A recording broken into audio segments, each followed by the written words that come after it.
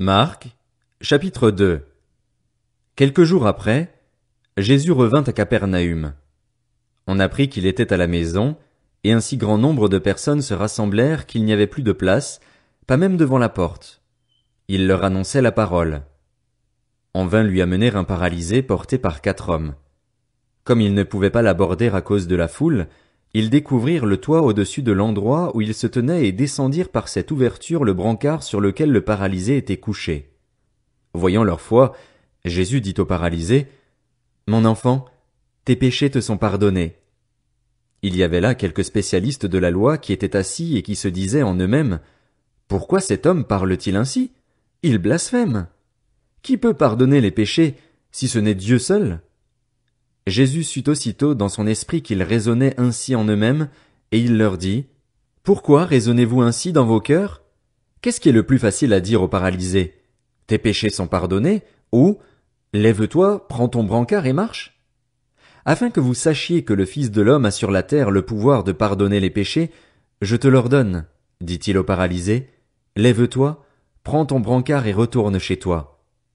Aussitôt il se leva, prit son brancard et sortit devant tout le monde, de sorte qu'ils étaient tous très étonnés et célébraient la gloire de Dieu en disant, Nous n'avons jamais rien vu de pareil.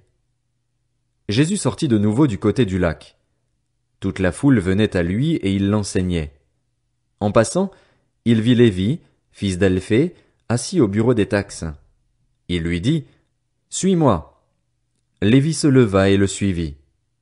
Comme Jésus était à table dans la maison de Lévi, beaucoup de collecteurs d'impôts et de pécheurs se mirent aussi à table avec lui et avec ses disciples, car ils étaient nombreux à le suivre.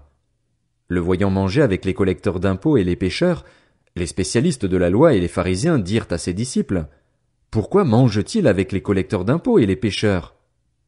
Jésus, qui avait entendu, leur dit, « Ce ne sont pas les bien portants qui ont besoin de médecins, mais les malades. Je ne suis pas venu appeler des justes, mais des pécheurs, à changer d'attitude. » Les disciples de Jean et les pharisiens jeûnaient.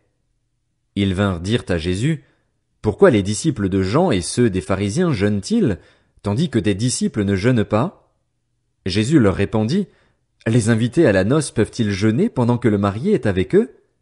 Aussi longtemps que le marié est avec eux, ils ne peuvent pas jeûner.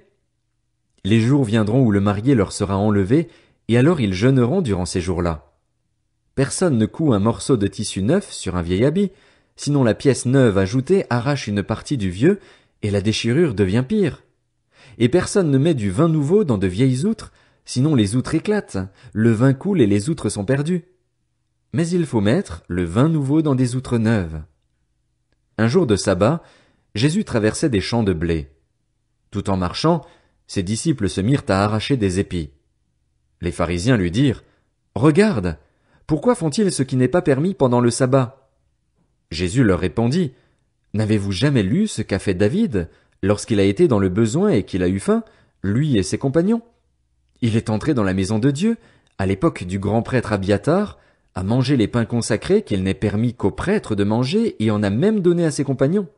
Puis il leur dit, « Le sabbat a été fait pour l'homme, et non l'homme pour le sabbat, de sorte que le Fils de l'homme est le Seigneur même du sabbat. »